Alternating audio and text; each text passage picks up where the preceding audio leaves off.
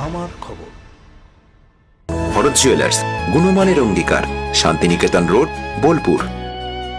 মনস্কামনা পূরণের আশায় ৮০ কিলোমিটার দীর্ঘ পথে দণ্ডি কেটে তারাপীঠে মা তারার উদ্দেশ্যে যাত্রা শুরু করেছেন বীরভূমের ইলামবাজার থানার শালাকা গঙ্গাধর বাগদি।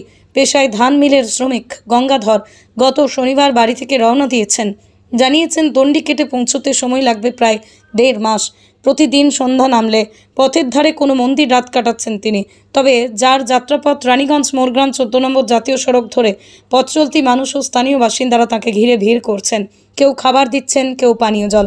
দণ্ডি কাটা একটা তপস্যামূলক ভক্তি প্রথা। এতে ভক্তরা মাটিতে শুয়ে শরীর প্রসারিত করে, একবার উঠে আবার শুয়ে পড়েন। এভাবেই অগ্রসর হন গন্তব্যের দিকে।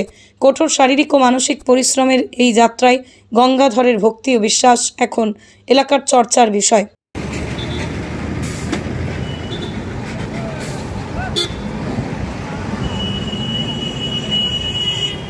কলকাতা থেকে তারাপীঠ যাচ্ছি, ইলামবাজার থানা।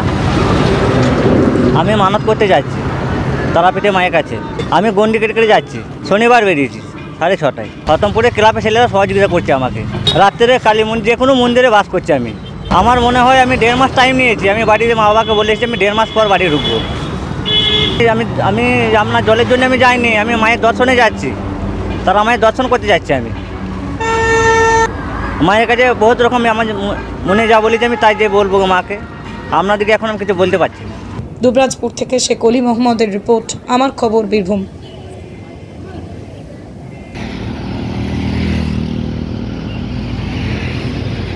সোনার গহনায় গল্প বলে যাওয়া ভরত জুয়েলার্স, অনুপম স্পর্শের ছোঁয়া।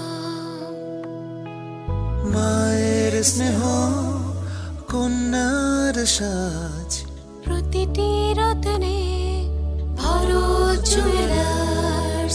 ভরত জুয়েলার্স, গুণমানের অঙ্গীকার, শান্তিনিকেতন রোড, বোলপুর। দেখতে চোখ রাখুন আমাদের ফেসবুক ও ইউটিউব চ্যানেলে।